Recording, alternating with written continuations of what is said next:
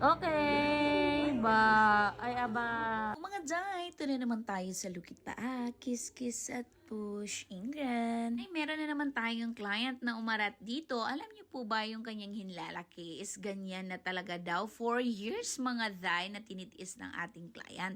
Alam niyo pa yung laman na to is parang nagka-keloid na siya mga day dahil po sa ilalim sobrang laki talaga yung kuko na natanggal ng nail tech natin. At saka dito ko lang nakita na parang nahihirapan yung nail tech namin tanggalin dahil nga mga day, parang nasa ilalim na siya kasi ng kanyang balat at kaya hindi siguro natatanggal yung kanyang keloid, grabe talaga.